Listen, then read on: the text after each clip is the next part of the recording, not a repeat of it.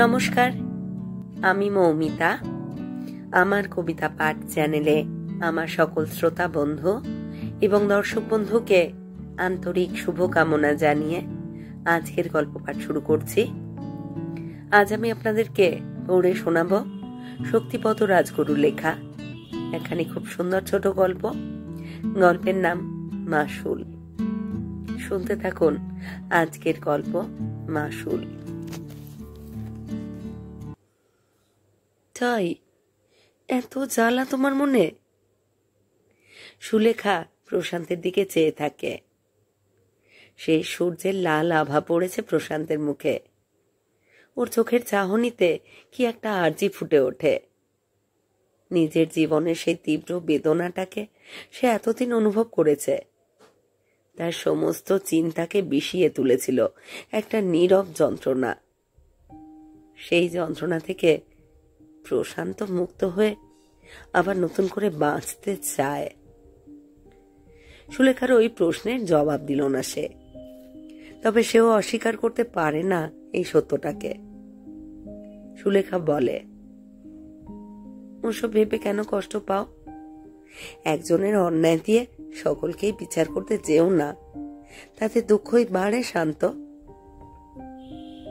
মেয়েরা ভালোবাসলে কেমন বদলে যায়, ওদের মনের সব রংটা নীরব মাধুর্যে ভরে ওঠে। ওটা সুলেখার কথা নয়, সেই নতুন একটি মেয়ের কথা, যে নিজে সুখী হতে চায়, সুখী করতে চায় অন্যজনকেও। প্রশান্ত সহজ হবার চেষ্টা করে। এতদিন সেই কালো ছায়াটা তার মনের সব আলোটুকুকে ঢেকে রেখেছিল। ছেলেবেলা সেই আঘাতটাকে, কৈশোর প্রথম যৌবনের দিনেও সে ভুলতে পারেনি। একটা অসহ্য ঘৃণা মনের অতলে কাঠিন্য নিয়ে জেগেছিল। সেই বেদনাটা তীব্রতর হয়ে উঠেছিল সুলেখার সান্নিধ্যে এসে। স্পষ্টতর হয়ে ফুটে উঠেছিল ঘৃণা। মেয়েদের সে সহ্য করতে পারত না। সুলেখা বলে, তাই বুঝি প্রথম দিন থেকে এড়িয়ে গিয়েছিলে আমায়? হাসলো প্রশান্ত। ও যেন নিজের সবকিছুকে কি একটা নতুন চেতনার আলো দিয়ে দেখেছে। ভুলই করেছিল প্রশান্ত। এই জানা তৃপ্তিটুকু থেকে সে বঞ্চিত থাকতো জীবনের অমৃত স্পর্শ থেকে, যদি না সুলেখা আসতো তার জীবনে। আজ সেই ঘটনাগুলো মনে পড়ে।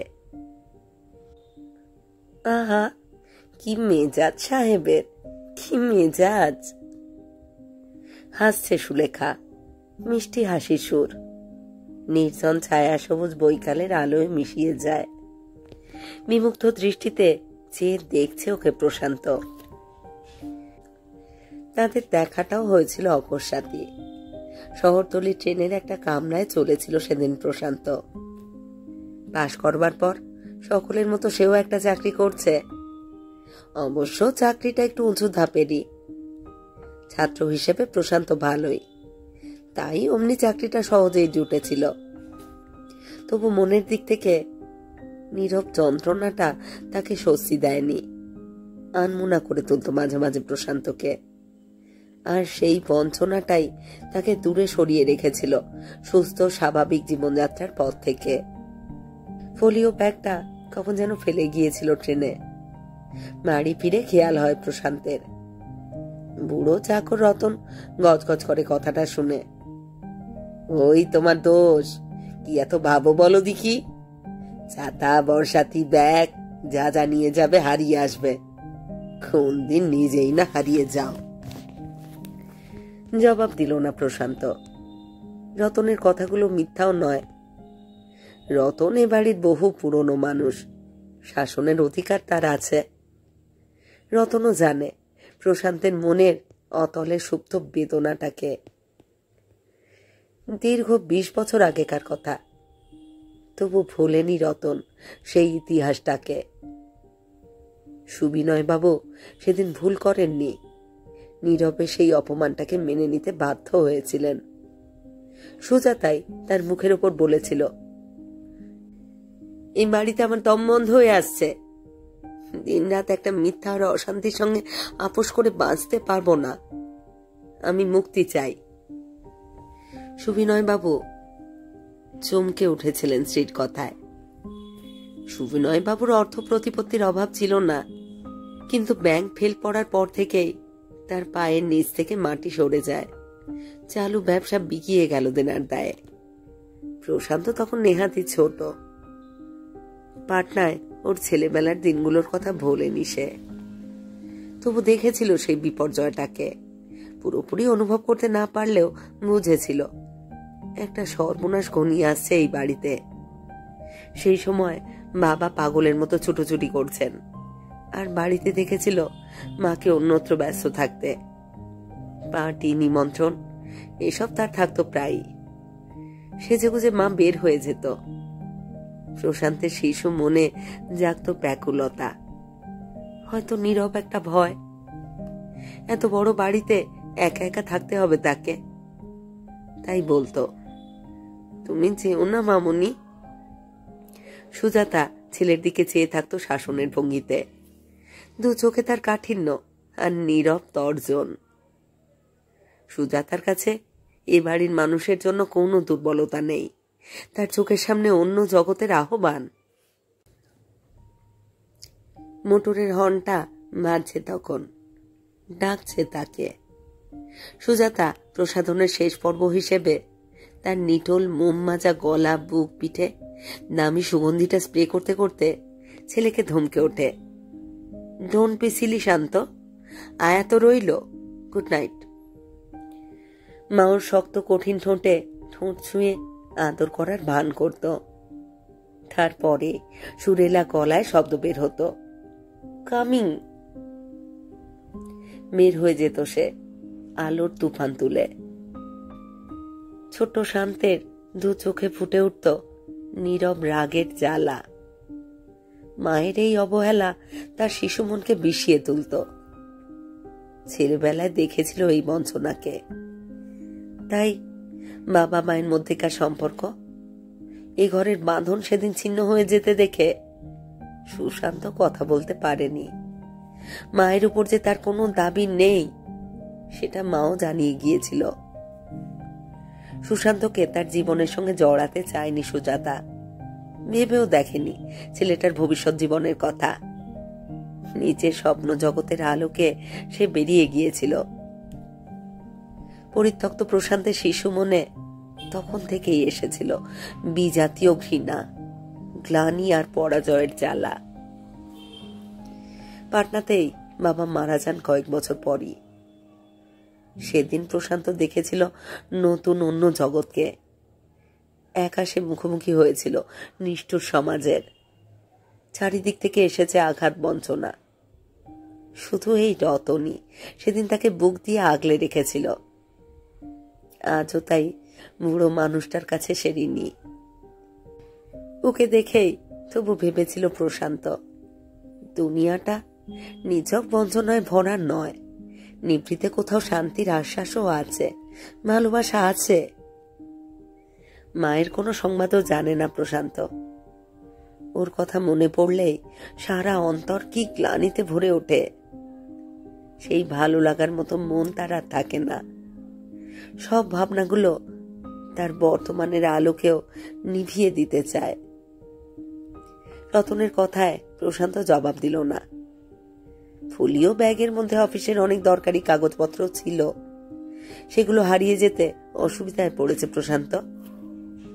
তাই বলে সে, ভাবছি কাগজে একটা হারানোর বিজ্ঞাপন দেব।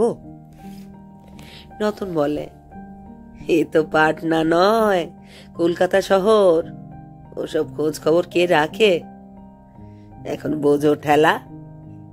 তাই বলছিলাম পদে পদে মনে করিয়ে দেবার জন্য লোক আনো এবার। আমিও তো বুড়ো হয়েছি, নিজেরই আর মনে থাকছে না কিছু। অন্য সময় হলে একটু আধটু রসিকতা করতো প্রশান্ত। এখন সত্যি অসুবিধায় পড়েছে ওই ব্যাগটা হারানোতে, তাই চুপ করে থাকে। হঠাৎই বেলটা তীব্র শব্দে বেজে ওঠে। রতন এগিয়ে যায় নিচে সদর দরজার দিকে। ব্যাগটা আপনার? ব্যাগটা আপনার? চমকে ওঠে প্রশান্ত কালো চকচকে পোর্টফোলিও ব্যাগটা দেখে। ওটাই তার হাতে ছিল এতদিন, হারিয়ে ফেলেছে কাল।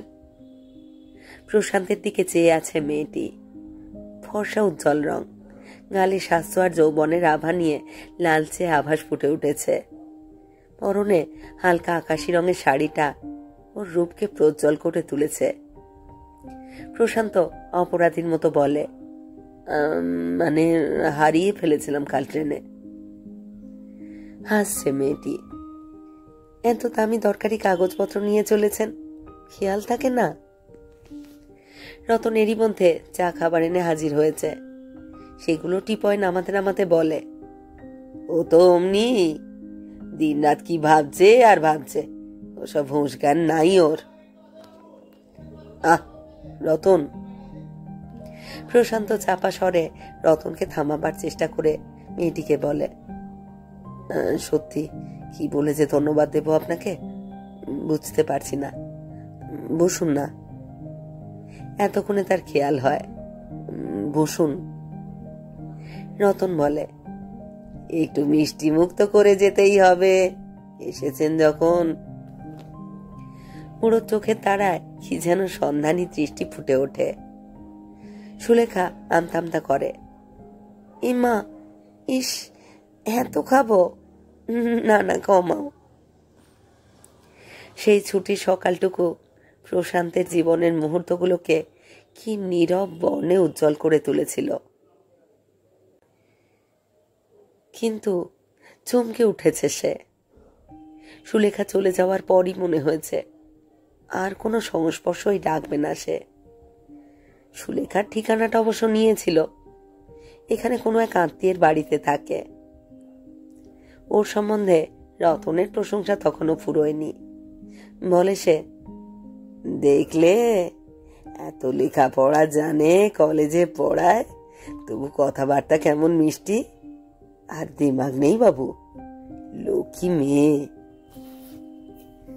বুড়ো রতনের চোখেও ভেসে ওঠে বহু বছর আগেকার একটি মেয়ের ছবি।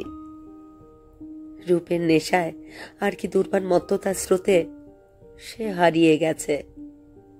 পাটনার সেই দিনগুলোকে সেও ভোলেনি। দেখেছিল অতীতে একটি মেয়ে কিসের নেশায় ঘর সংসার ভেঙে একমাত্র সন্তানকে ফেলে রেখে চলে গিয়েছিল। প্রশান্তের নীরব মনেও সেই যন্ত্রণাটাই চাবুকের ঘায়ের মতো বেজে ওঠে। বলে সে, সবাই ওরা লক্ষ্মী, লক্ষ্মী ছাড়া আমরাই না। চমকে ওঠে রতন প্রশান্তের কথা শুনে। ওর গলা স্বরে ফুটে ওঠে তীব্র একটা জ্বালা। পাটনার হারানো দিনগুলোর বঞ্চনা, একজনের দেওয়া বহু জ্বালা যেন প্রশান্তের মনে স্তরে স্তরে জমে আছে। আর ওই মেয়েটির আশায়, তার হাসিতে সেই বেদনাটাই প্রকট হয়ে উঠেছে। মনের এই নিঃস্বতাকে ভয় করে প্রশান্ত, তাই এড়িয়ে থাকতেই চেয়েছিল সুলেখাকে। মনে হয়েছে বারবার, সুলেখার অন্তরে কি মাধুর্য যেন আছে যা তার জীবনে নেই। এই নিদারুণ দৈন্যের ছবিটাকে ভুলতে পারেনি তো প্রশান্ত। তবে এরপরও এসেছিল সুলেখা এই বাড়িতে। রতন খুশি হয়, এসো দিদি এসো, আজ বুঝি কলেজ নেই, রাজ্যের বইপত্র নিয়ে এসেছ। হাসছে সুলেখা। এ বাড়িতে তার আসা যাওয়া স্বাভাবিক হয়ে উঠেছে। তা তোমার বাবুটি কোথায়? পালিয়েছেন বুঝি আমাকে দেখে? রতনও হাসছে। প্রশান্তও দেখছে সুলেখাকে, তাই ও ঘর থেকে বের হয়ে এসে বলে, পালাবো কেন? কে জানে কেন, তবে এমনি ভাবে এড়িয়ে থাকেন কেন? কাল তো গেলেন না। গেলেন না কেন? ওদের অনুষ্ঠানে যাবার জন্য বলেছিল সুলেখা। সন্ধ্যার মনোরম পরিবেশে হয়তো তার মন চেয়েছিল প্রশান্তকে কাছে পেতে।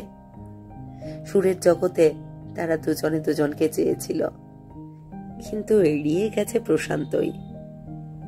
সুলেখা বলে, চলুন, আজ কিন্তু এগিয়ে দিয়ে আসতে হবে, সন্ধ্যা হয়ে গেছে। লেকের এই দিকটা এমনিতেই নির্জন। তারা জ্বলা সন্ধ্যার ম্লান আলোয় প্রশান্ত চেয়ে থাকে সুলেখার দিকে। এলোমেলো ঝোড়ো হাওয়ার পর্দাগুলো উঠছে। ওদের মনের অতলের জগতে সব আবরণগুলো যেন খুলে গিয়ে দুজনে দুজনের নিবিড় সান্নিধ্যে এসে পড়েছে। সুলেখার জীবনেও এমনই একটি সান্নিধ্যের প্রয়োজন রয়ে গেছে। তার জীবনও শূন্য রয়ে গেছে। হঠাৎ এখানে সে আবিষ্কার করেছে কি একটু আশ্বাস, যাকে সারা মন দিয়ে সে পেতে চায় পূর্ণতর রূপে। তবু যেন কোথায় ভয় জাগে। এভাবে এড়িয়ে থাকতে চাও কেন? কেন? প্রশ্নটা অনেকদিন থেকেই জেগেছিল সুলেখার মনের অতলে। দেখেছে প্রশান্তকে, প্রশান্ত মিশেছে তার সঙ্গে। দুজনের জীবনের একটি ব্যাকুল কামনাকে তারা ভালোবাসার বর্ণে বর্ণময় করে তুলেছে। তবুও কোথায় একটা নিভৃতে প্রশান্তের মন গুমড়ে উঠেছে। আজ প্রশান্ত নিজেকে চেপে রাখতে পারেনি। বলে ওঠে, নিজেকে ঠকাতে চাই না লেখা। মনে হয় সবই মিথ্যে, সবকিছু চোরা বালির উপরে গড়ে ওঠা ইমারত। ভালোবাসা, এই যে চাওয়া, এর কোনো দাম নেই। শান্ত। সুলেখার অন্তর কি বেদনায় বিবর্ণ হয়ে ওঠে। প্রশান্তের জীবনে সেই বঞ্চনার বেদনাকে সেও অনুভব করে। বলে ওঠে, এত বেদনা বঞ্চনার মাঝেই আবারও ভালোবাসতে চাই, বাঁচতে চাই শান্ত। আমরা সবাই একা, একা একা একা একা ওই নৈশব্দ জগতের যন্ত্রণার অতলে হারিয়ে যেতে চাই না। আমরা বাঁচতে চাই। ভালোবেসে এই ভাঙনের মাঝেই ঘর করতে চাই। বৈকাল গড়িয়ে সন্ধ্যা নামছে। খালের ধারে পাখিগুলো ফিরছে গাছগাছালির মাথায়। কলরব করছে তারা। আকাশের শেষ আলোটুকু মিলিয়ে গিয়ে আঁধার ঘনিয়ে আসে। একটা ছোট নৌকা খালের বাঁকে হারিয়ে গেল। নিঃসঙ্গ এই অন্ধকার নামা সন্ধ্যায় তারার আলোয় আশ্বাস জেগে ওঠে। প্রশান্তের মনে হয় সুলেখা যেন অমনি একটি আশ্বাস এনেছে তার জীবনে। প্রশান্ত তার নিঃসঙ্গ জীবনের অতীতের সেই বঞ্চনার বেদনা ভুলে বাঁচতে চায়। সেই স্বপ্ন দেখে সে ব্যাকুল মন নিয়ে। তাই এগিয়ে চলেছে সে। দুজনেই ফিরছে শহরের দিকে। সুলেখার মনের খুশিটুকু ওর কথায় ফুটে ওঠে।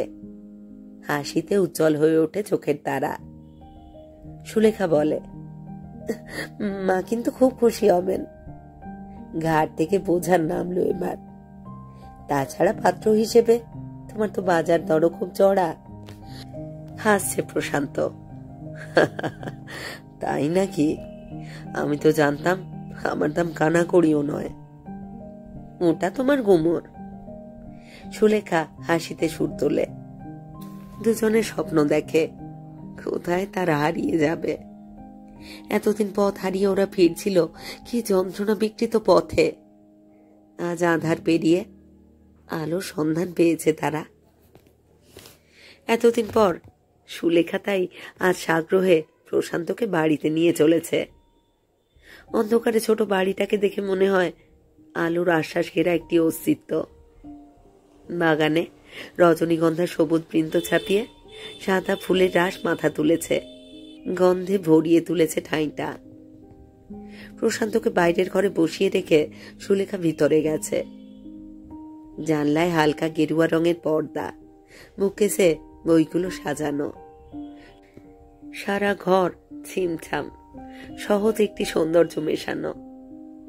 ওই সুলেখার রুচি আর স্নিগ্ধ সৌন্দর্যের পরিচয় নিয়ে ওর অস্তিত্বটুকুই মনোরম হয়ে উঠেছে সর্বত্র।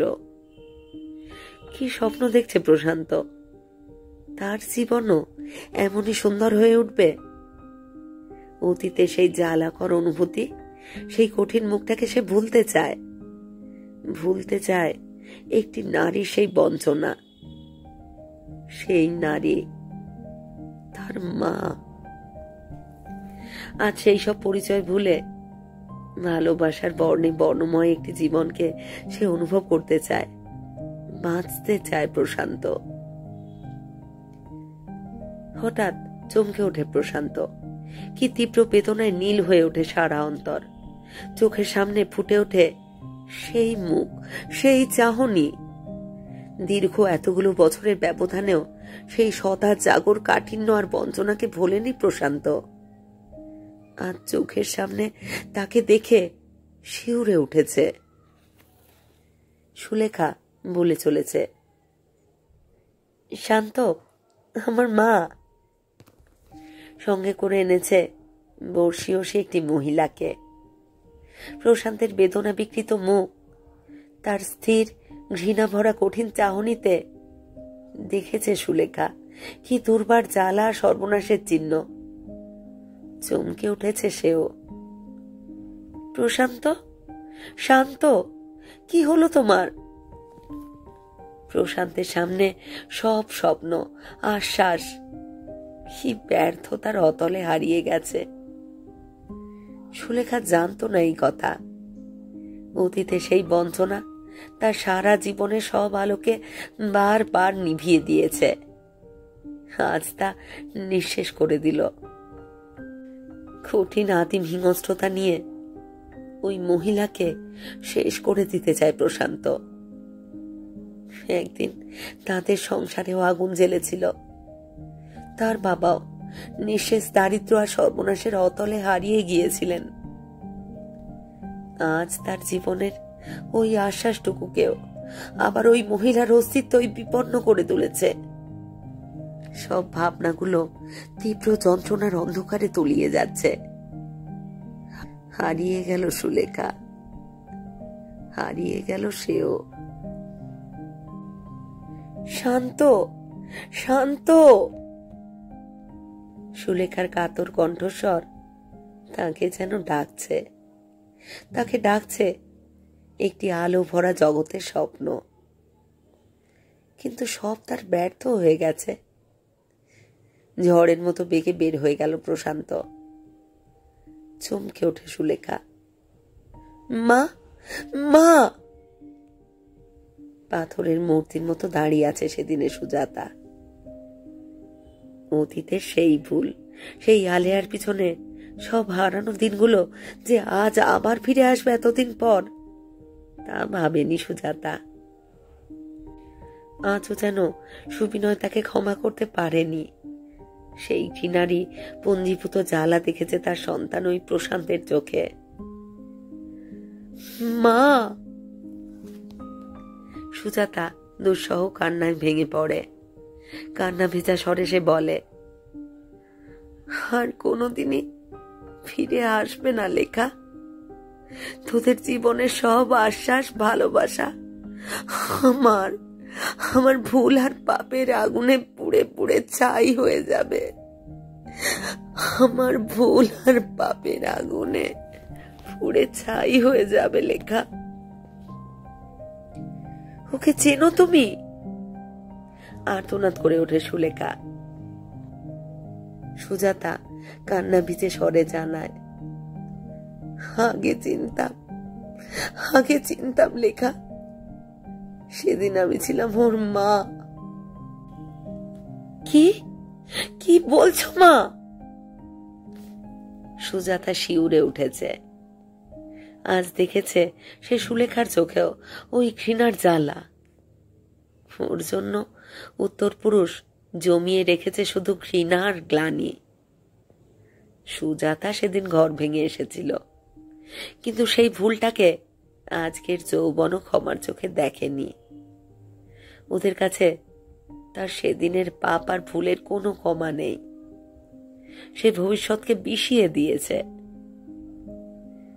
সুলেখার দু চোখে জল নামে। মনে হয় এই অবক্ষয় যন্ত্রণার অন্ধকারে ওরা সবাই তলিয়ে যাচ্ছে।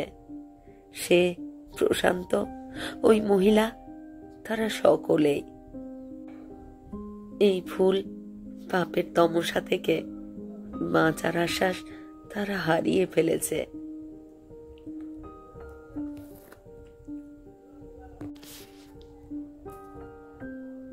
শেষ হলো শক্তিপদ রাজগুরুর লেখা গল্প মাসুল।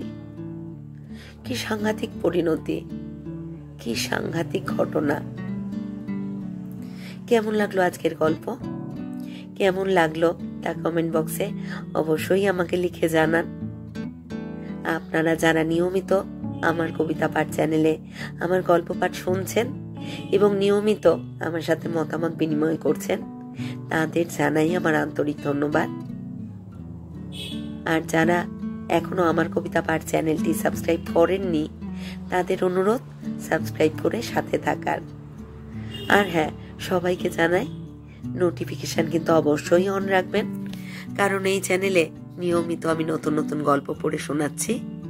প্রত্যেকটি গল্পে আপনাদের সাথে চাই আপনাদের মূল্যবান মতামত, কারণ আপনাদের মতামত আমার এগিয়ে চলার অনুপ্রেরণা। সবাই ভালো থাকুন আর থাকুন পরের গল্পের অপেক্ষায়।